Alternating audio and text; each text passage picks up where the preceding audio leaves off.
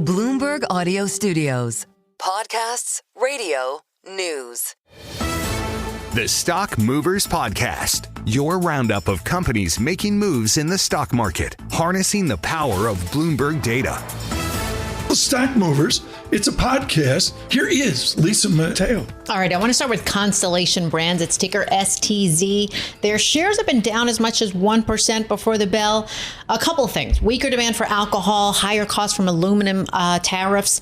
Beer margins, they were hit by the 25% tariffs on imported aluminum. Think of Modelo, right? Wow. Corona. Wines and spirits, labels like Kim Crawford, Casa Noble Tequila, they had sales fall by 28% in the quarter. So the company said they did a few things. They slowed shipments to kind of deal with that weaker demand. They also, this is interesting here, they also started a pullback among Hispanic consumers, and they make up more than half of Modelo drinkers, which I thought was interesting because they have concerns about inflation, immigration, job security.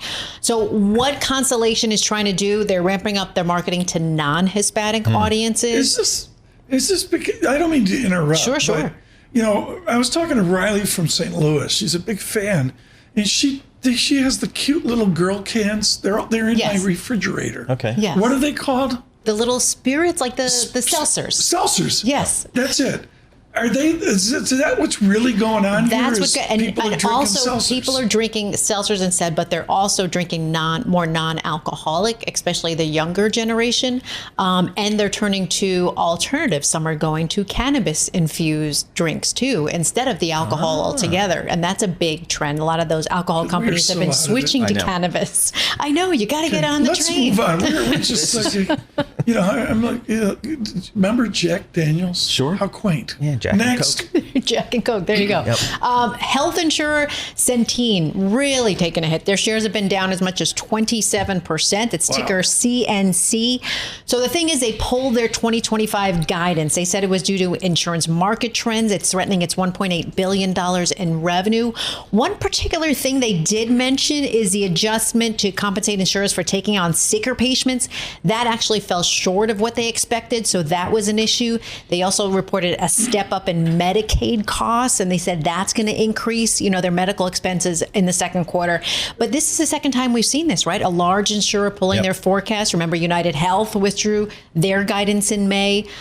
Some analysts said, you know what, we saw the writing on the wall with Centene. Jeffries said it in an earlier note. You had Barclays analysts who are suggesting that this move suggests, the Affordable Care Act marketplace could spiral in 2026. But it's also pushing shares of other health insurers like Elevance Health, Oscar Health. They're also lower this morning, too, on top of that news. Do you have one more?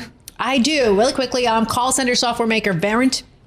Ticker Verint, yes. Ticker VRNT. V. Yes, V with a V, yes. Ticker VRNT. Their shares are up 9%, but yesterday they jumped as much as 16%. Bloomberg came out with the story. It reported that the buyout firm Thoma Bravo is in talks to acquire the company. Sources saying there's no certainty that this will even happen, but both sides didn't say anything. But the news does have those shares edging a little bit higher this morning. A Long Island company, Melville, New York. Melville, New York-based firm. The Stock Movers Podcast from Bloomberg Radio. Check back with us throughout the day for the latest roundup of companies making news on Wall Street. And for the latest market-moving headlines, listen to Bloomberg Radio live. Catch us on YouTube, Bloomberg.com, and on Apple CarPlay and Android Auto with the Bloomberg Business app.